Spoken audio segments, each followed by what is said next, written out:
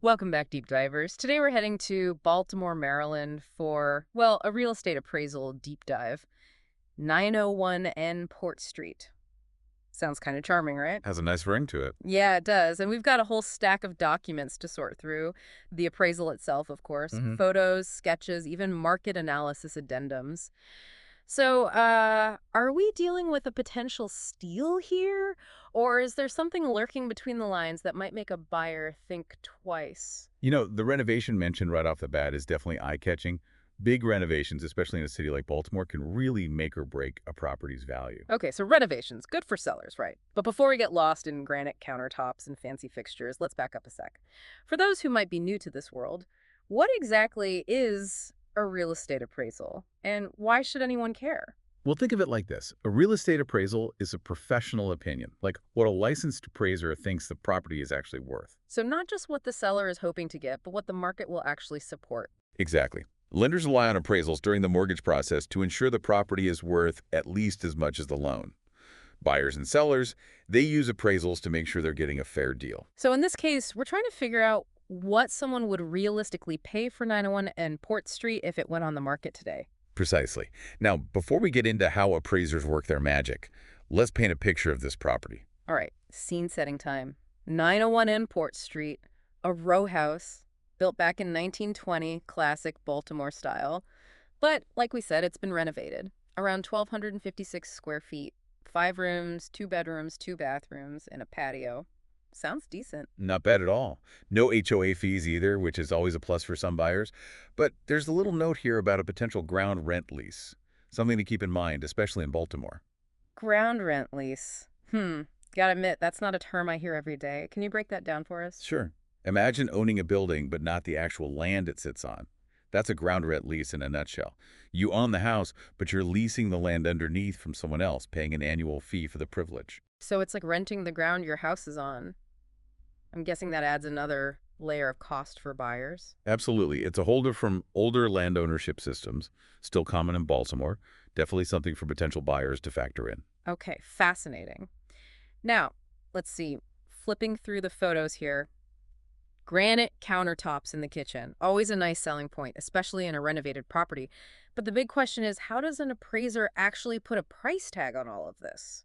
Ah, the art and science of appraisal. They use a few different methods, but the most common is the sales comparison approach. Sales comparison. So they're basically playing real estate matchmaker, finding similar homes and seeing what they sold for. That's a great way to put it. Location, size, condition, features. It's all about finding the closest matches to the subject property. Okay, let's see. The report lists 6 comparable properties. Wow, the first one is just 0.01 miles away from 901 Nport Street.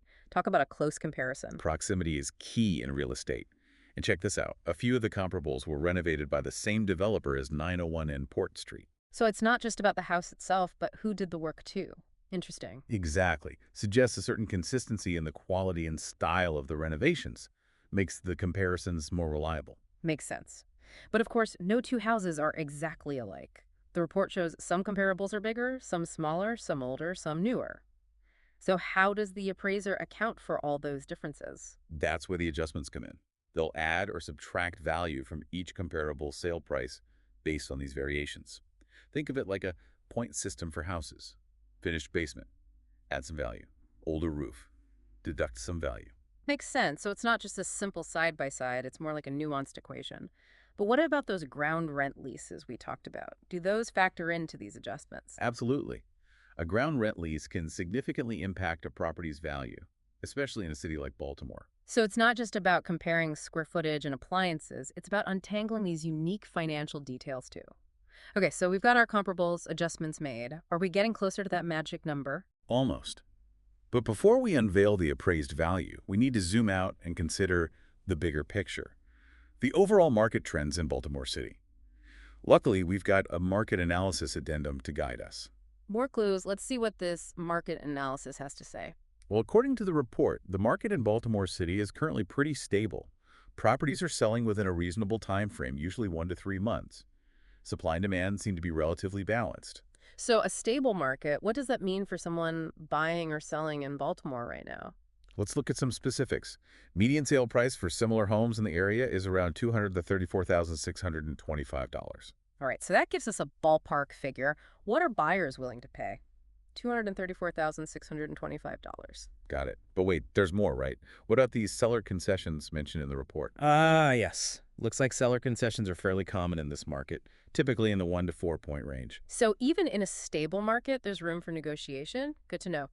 This market analysis adds another layer to our investigation. Exactly. It helps us understand the bigger picture and how it might influence the value of 901N Port Street. Okay, I'm hooked. After all this detective work, are we ready to unveil the appraised value of 901 in Port Street? Almost. But there's one more twist in this tale.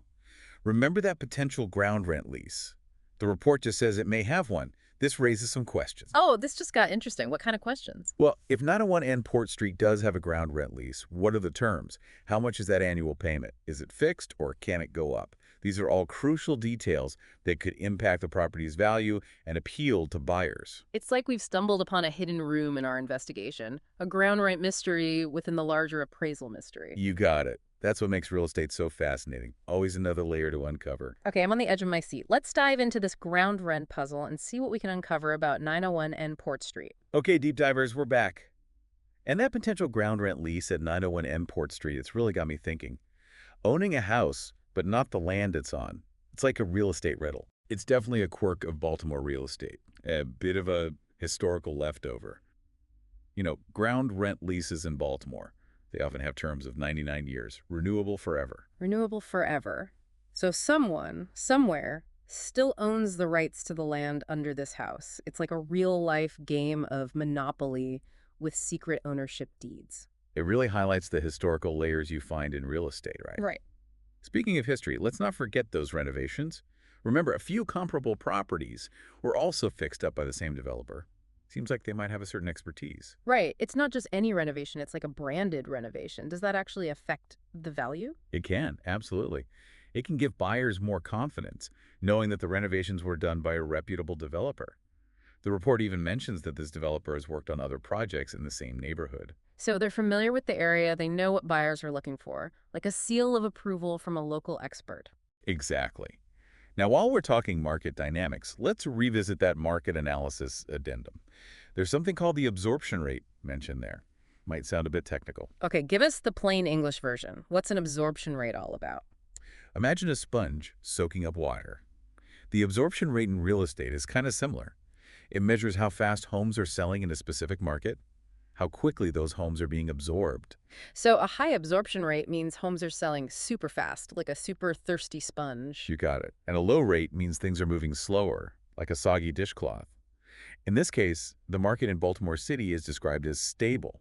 So that suggests a moderate absorption rate, not too fast, not too slow. Okay, stable market. But to really understand how fast things are moving, we should probably look at the median days on market, right? Right on. That's a key indicator. Let's see. The report says the median days on market for sales was 53 days, almost 2 months.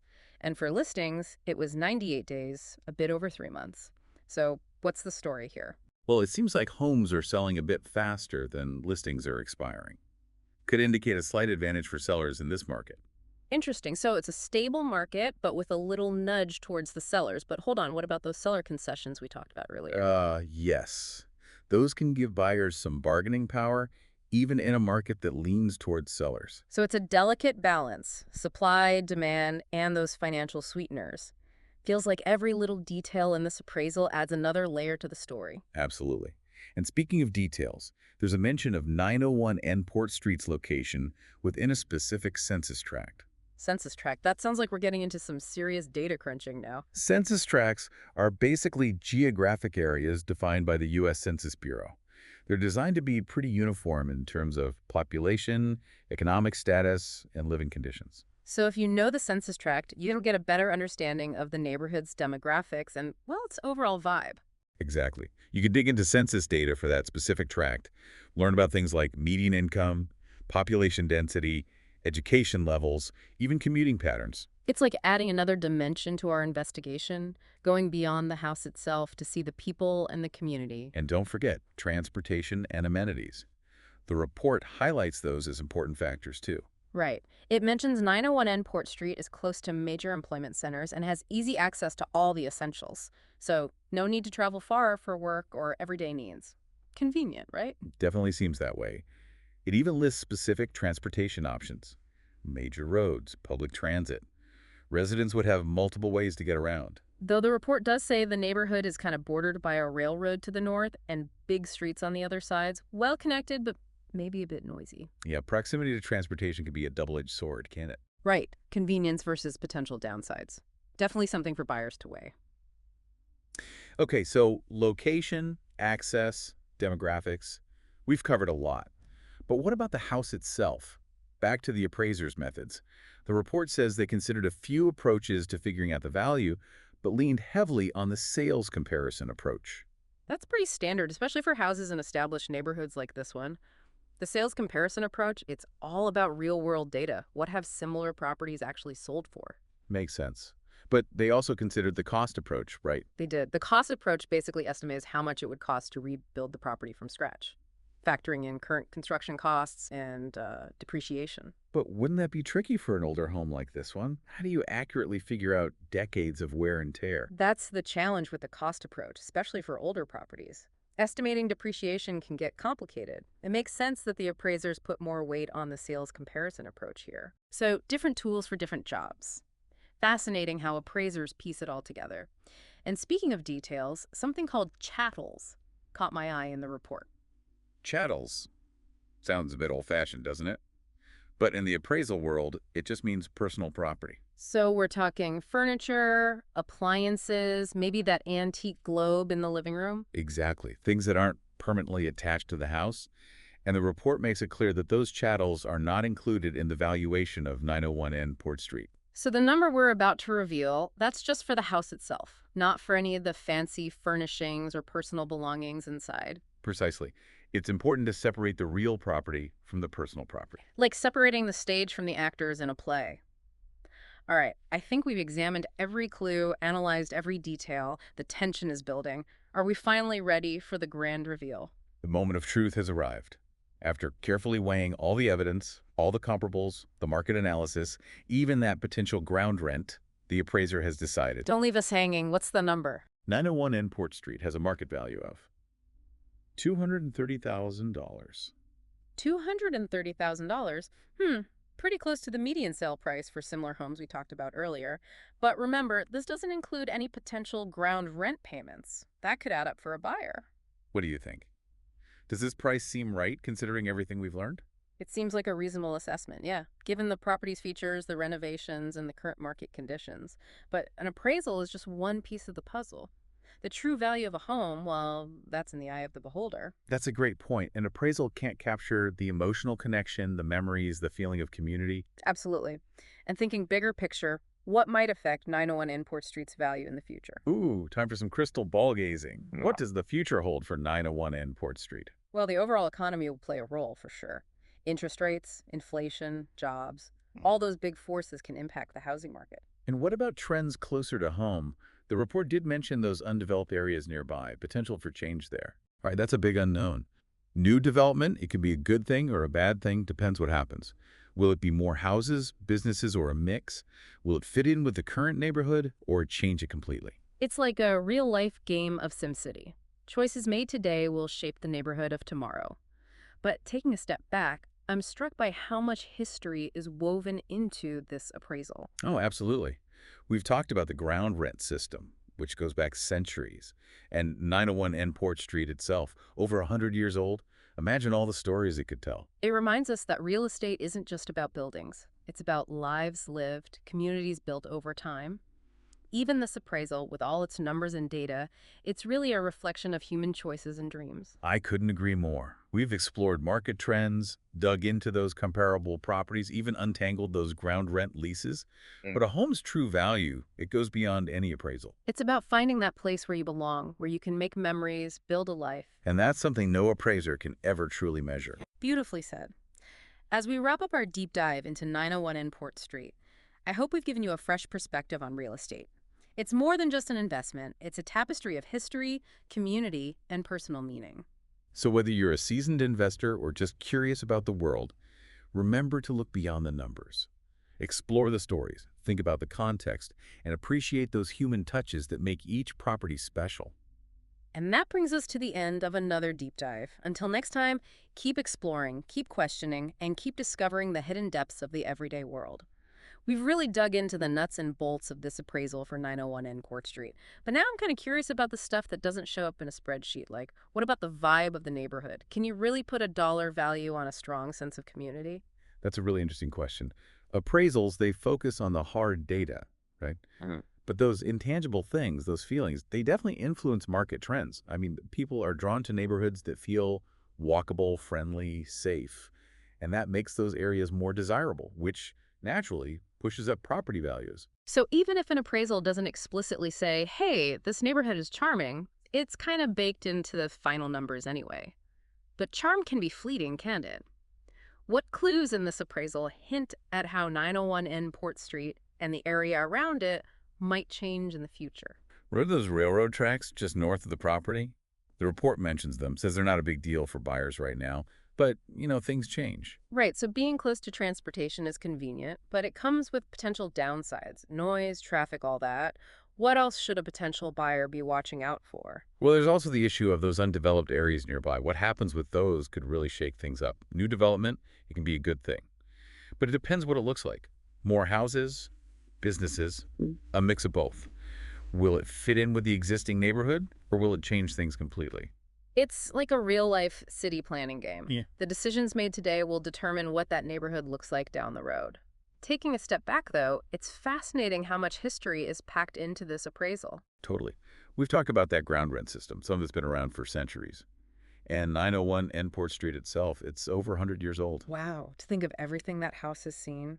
It reminds us that real estate isn't just about bricks and mortar. It's about lives lived, communities formed, history unfolding. Even an appraisal, as technical as it is, it's a reflection of human choices and dreams. I love that. Hmm. We've dissected market trends, analyzed properties side by side, even figured out those complicated ground rent leases. But a home's true value, it goes beyond any appraisal, any number on a page. It's about finding a place that feels right, a place to build a life, to make memories. And you can't measure that. Not really. Couldn't have said it better myself. Well, deep divers, as we close the book on our 901 N Port Street investigation, I hope we've given you a new way to think about real estate. It's not just an investment, it's a story, a piece of history, a reflection of the community around it. So whether you're a real estate pro or just someone who loves a good deep dive, remember to look beyond the numbers. Uncover the stories, understand the context, and appreciate all those human touches that make each property unique. And with that, we've reached the end of another deep dive. Until next time, keep exploring, keep asking questions, and keep discovering the hidden wonders all around us.